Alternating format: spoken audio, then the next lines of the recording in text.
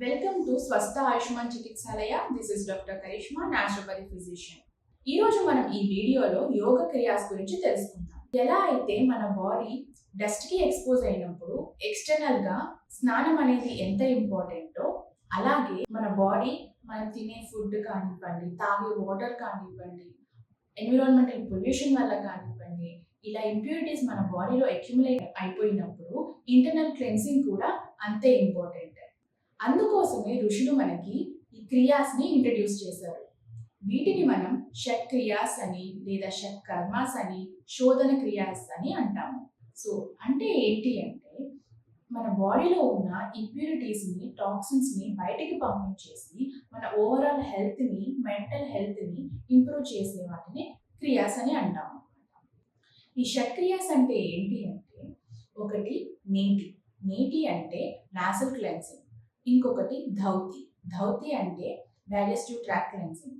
Third one ఏంటి అంటే నౌలి, అంటే intestinal abdominal massage. Fourth one ఏంటి అంటే త్రాటక, అంటే మన మైండ్ ప్యూరిఫికేషన్. ఫిఫ్త్ వన్ ఏంటి అంటే కపాల్ భాతి, ఇది టోటల్ రెస్పిరేటివ్ ట్రాక్ క్లెన్సింగ్ లేదా స్కల్ క్లెన్సింగ్.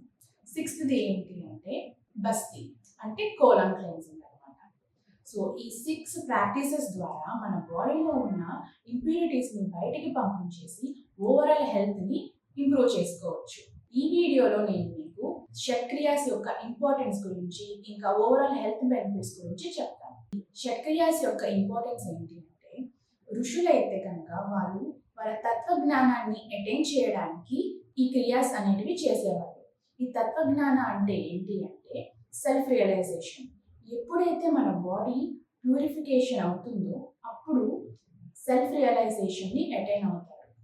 అలాగే ఈ ఋషులు వాళ్ళు హయ్యర్ యోగిక్ ప్రాక్టీసెస్ కోసం క్రియాస్ని ప్రాక్టీస్ చేసేవాళ్ళు. ఇప్పుడు మన మోడర్న్ జనరేషన్లో కనుక అయితే మన రాంగ్ లైఫ్ స్టైల్ వల్ల, రాంగ్ డైటరీ హ్యాబిట్స్ వల్ల ఈ టాక్సిన్స్ అనేవి మన బాడీలో అక్యుములేట్ అయిపోయినప్పుడు మన బాడీలో ఉన్న దోషాస్ అంటే వాత, పిత్త, కఫ ఇవన్నీ కూడా ఇంబ్యాలెన్స్ అయిపోతాయి.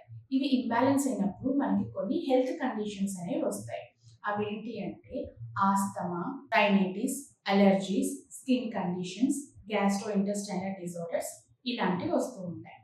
ఎప్పుడైతే మనం ఈ క్రియాస్ చేయడం వల్ల ఏమవుతుంది అంటే, మన బాడీలో ఉన్న దోషాస్ అనేవి బ్యాలెన్స్ అయిపోయి మన ఓవరాల్ హెల్త్ అనేది ఇంప్రూవ్ అవుతుంది. క్రియాస్ చేయడం ఎందుకు అంత ఇంపార్టెంట్ అంటే, జనరల్గా మనం రోజు చేసే ప్రాక్టీసెస్లో, అంటే మనం స్నానం చేయడం కానివ్వండి, బ్రష్ చేయడం కానివ్వండి, లేకపోతే నేచర్ పార్క్స్కి వెళ్ళడం కానివ్వండి, ఇలా చేసినప్పుడు టాక్సిన్స్ అనేవి ఏదో ఒక రూపం ద్వారా బయటకు వెళ్తూనే ఉంటాయి. కానీ ఈ క్రియాస్ చేయడం వల్ల ఏమవుతుంది అంటే, మన బాడీని డీప్గా ఇంకా ఇంటర్నల్గా క్లెన్స్ చేసుకోవచ్చు. సో ఈ ఓవరాల్ హెల్త్ బెనిఫిట్స్కి కనుక వస్తే, మనకి కాన్స్టిపేషన్ ఉన్నా, ఫ్లాచులెన్స్ ఉన్నా, డైజెస్టివ్ ఇష్యూస్ ఏమైనా ఉన్నా, అంటే ఇండైజేషన్ ప్రాబ్లమ్స్ ఉన్నా కానివ్వండి, కామన్ కోల్డ్ ఉన్నా, ఈ క్రియాస్ చేయడం వల్ల ఇవన్నీ కూడా తగ్గిపోతాయి.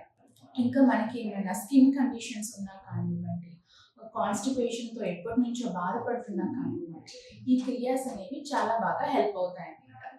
ఈ క్రియాస్ చేయడం వల్ల ఫిజికల్ బెనిఫిట్సే కాకుండా మనకి మెంటల్ హెల్త్ బెనిఫిట్స్ కూడా ఉంటాయి. క్రియాస్ చేయడం వల్ల మనకి ఎమోషనల్ డిస్టర్బెన్సెస్ ఉన్నా కానివ్వండి, యాంగ్జైటీ ఉన్నా, డిప్రెషన్ ఉన్నా కానివ్వండి, ఈ క్రియాస్ చేయడం వల్ల అన్నీ తగ్గిపోతాయి. ఇంకా మనకి స్ట్రెస్ కూడా తగ్గుతుంది. ఒక్కొక్క క్రియ గురించి డీటెయిల్డ్గా దాని ప్రాసెస్ ఎలా చేయాలి, దాని ఇండివిజువల్ బెనిఫిట్స్ గురించి మా ఆయుష్మాన్ యోగా ఛానల్లో ఉంటాయి. ఒకసారి వెళ్ళి మీరు చూడొచ్చు.